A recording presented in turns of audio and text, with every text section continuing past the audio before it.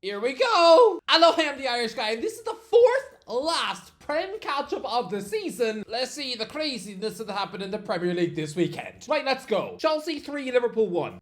Does it matter? Does it really matter that Liverpool's players rocked up to Stamford Bridge and played like they just spent the previous 7 days eating chicken nuggets in the bath? Does it really matter that you could probably see Curtis Jones burping up chips by the corner flag? No, Liverpool have won the league already. So this is like being asked to come in for the final day of school after you already sat your exams. I remember doing that. It felt so pointless. Nobody wanted to be there. Those Liverpool players did not want to be on the pitch, and those Chelsea players did not want to be giving them a guard of honor. Something which I think should be done away with. It's so fake. I've thought this ever since we saw Arsenal players having to clap Van Persie onto the pitch. It's so old-fashioned and insincere. Well, lads, what did I say would happen?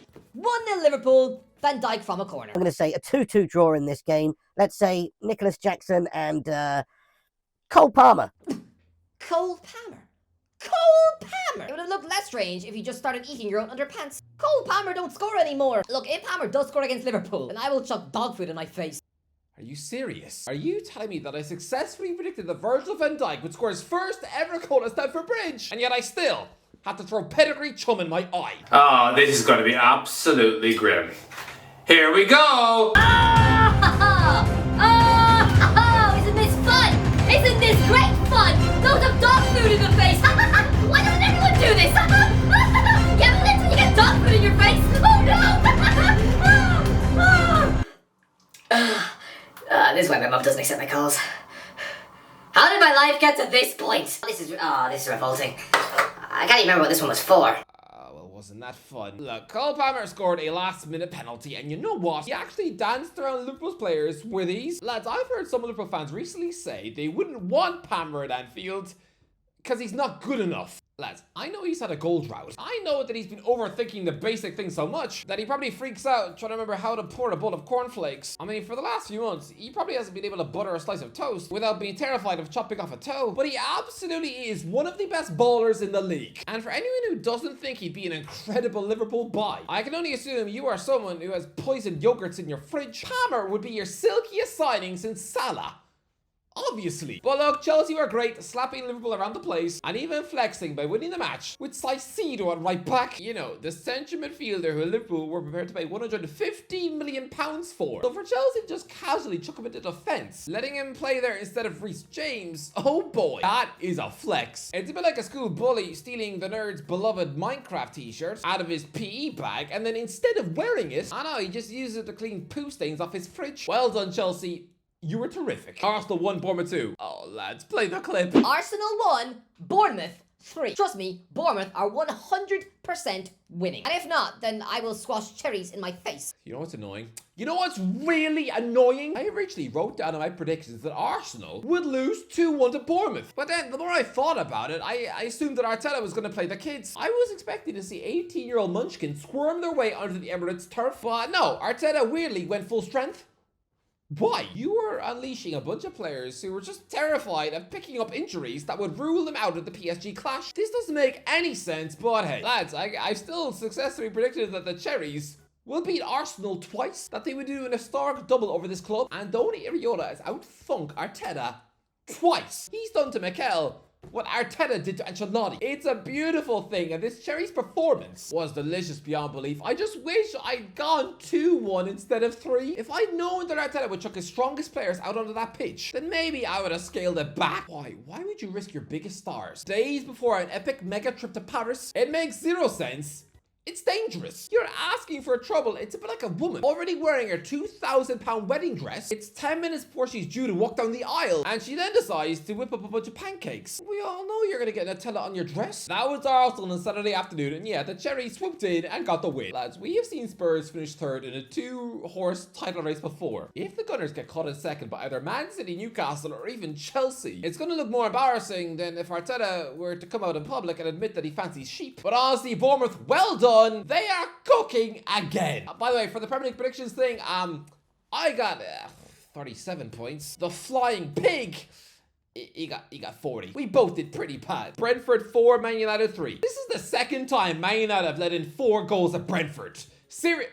Hang on a second, actually. Wow, wow, wow.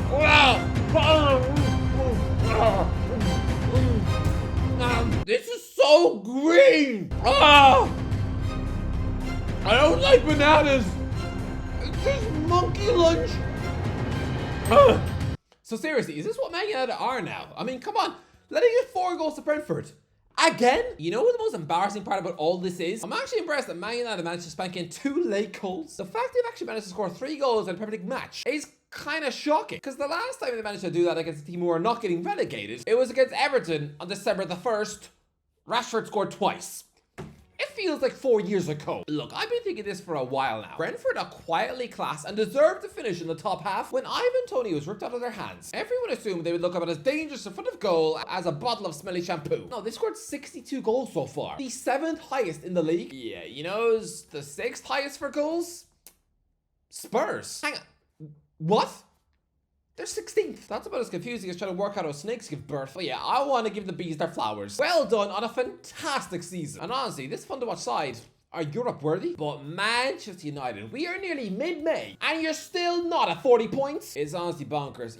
You simply cannot finish 17th. That is the most embarrassing position one can finish outside of the relegation spots. And guess what? You're just 2 points clear of West Ham, who you're literally playing this week. If the Hammers win at Old Trafford and Spurs pick up just a point at home to Crystal Palace, then Manchester United are officially the worst team in the league. Well, outside of the bottom 3. That is grizzlyly embarrassing. Brighton 1, Newcastle 1. Yankuba Minte just gave the strangest celebration in Premier League history. I'm sorry, I'm not understanding whether he's got beef or not. Look, he just scored against Newcastle again. Of course, that's just what he does now. He likes to pop up with goals against his former club. Newcastle dumped this exciting Gambian winger last summer before he even made his debut, and that must have felt painful. I mean, come on. The Magpies were the ones to rescue him from the dregs of the Danish league, and they promised him the world. The guy probably watched that goal film twice before bed, so for them to cash in before even letting him squirm just a minute in that famous black and white shirt, yes, it is cruel. It's a bit like being dumped by your girlfriend before you even get to kiss her on the cheek. But Minte showed the fans respect when he netted at St. James's Park in the FA Cup a few weeks ago, but here he scores and then apologizes to the away end, but then he starts pointing to his shirt and wagging his finger. What does it mean? Because Newcastle fans are confused. Some are saying he was trying to tell the Geordies that he never wanted to join Brighton. Some are interpreting that as him trying to explain that he only scored against them because he has to do the job for the shirt that he's wearing. And that it's nothing personal. Yeah, we know. It's a nice celebration because they were my former team, but now I'm in Brighton and that's where my focus is. So I try to celebrate for them and make them happy. Newcastle United are in Minte's head. He's falling over backwards, trying to explain to the Geordies why he scored against them. Yeah, we know why. It's football. We understand you had to score. And let's be real, Newcastle United have a razor-sharp Jacob Murphy on the right wing, so nobody is bothered. There is not a single Geordie who has lost a sleep of wink over Minte's exit all season long. Ain't nobody getting sick in their sink at 3 a.m. thinking of the Gambian kid they sold. You know what this screams of? This feels like some nerd who's been dumped after a week by his ex, and then he bumps into her whilst on a date with his new girlfriend, and suddenly he has to explain to his ex why he's holding hands with a girl who looks a bit like if you slapped a wig on a pumpkin. Yeah, she dumped you, mate? She ain't bothered? Leicester 2, Southampton 0. Oh, great.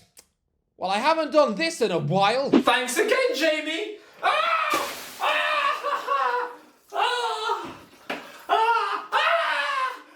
again. Not again.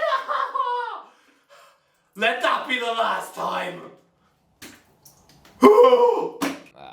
I know, yeah, let's go creep out the world. But trust me, Southampton are winning. I've been thinking this for months. I have never been so sure of a Saints win in my life, and to prove it, if Leicester City win this match, then I will walk into the middle of a car park and loudly scream for 30 seconds.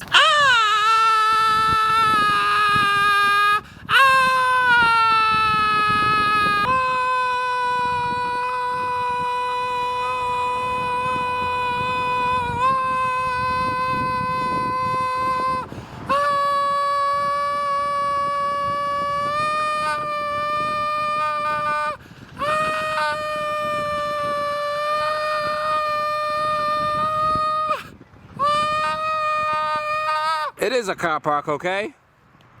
I don't know who's in that caravan, but I think they hate me now. I don't know. I don't know why. I had a 2-1 Southampton win burned into my brain for months. But something just told me the Saints were going to prove why they weren't the worst team in the league, and we're going to fry these useless Leicester piglets for brunch. I was sure that Kamaldeen Sulemana in particular was going to turn it on and eat them for tea. But no, instead, Ruud van Nistelrooy has won a match. I repeat, Ruud van Nistelrooy has won a match. I can't lie, I'm a little nervous. When I saw this result on Saturday afternoon, I was a little bit scared the sky was gonna fall in. That by 8 p.m. at night, we'd all be chewing clouds and having to scrape dead magpies off our lawn. I feel like Leicester City winning a Premier League match at home is such a spooky occurrence, and yeah, I wouldn't be shocked at all tomorrow if I get eaten by a vampire on my way home from the shops. The end is nigh. It's absolutely nutty that Leicester City have recorded a pretty smooth win. But how awful are Southampton really? This is your chance to put some points on the board and finally move away from Derby County's wretched 11 points. But now, your final 3 matches are against Man City, Everton, and Arsenal. I'm a little scared for you that you lose all of those matches and you will be officially the joint worst team in Premier League history. Surely not. You can't. You honestly can't. And well, considering this club have also lost 2 Premier League matches 9-0, and the fact you've been relegated from the Premier League twice as much as Derby have, then it's official. You will become the biggest clown club in the history of the Premier League. That's sad. Everton 2, Ipswich 2. Julio Enciso is a beastly freak. He's gonna win the Goal of the Season award again. This Paraguayan baller is absolutely cementing himself as a streets won't forget baller. Someone whose actual career legacy won't be up to much, but people will remember him for his stupid screamers. Like, I don't know anything else about Tony Yeboah other than he used to score bangers. This guy is the modern day Laurent Robert, a French winger who literally won nothing at Newcastle. He was a burned out Portsmouth flop at 30 and actually embarrassingly became part of the worst ever Premier League side at Derby County. But hey, his Newcastle goals were beautiful. That's what Enciso is now. Here he is launching yet another 30-yard screamer into the top bins. It almost broke the Everton net. It was so good. You was even getting a high five off Jordan Pickford. Crystal Palace 1 and Forest 1. 1 win in 5 Premier League matches. And you're telling me that I'm a banana brain frog for thinking that Nottingham Forest would trip up? Seriously? Let's go back to the start of April. And after a 1-0 win over Man United, everyone, and I mean everyone, was saying that the top 3 was locked up. Okay, if Nottingham Forest somehow manage to wrestle their 3rd spot back and stay there, then I will eat a barbecued thumb.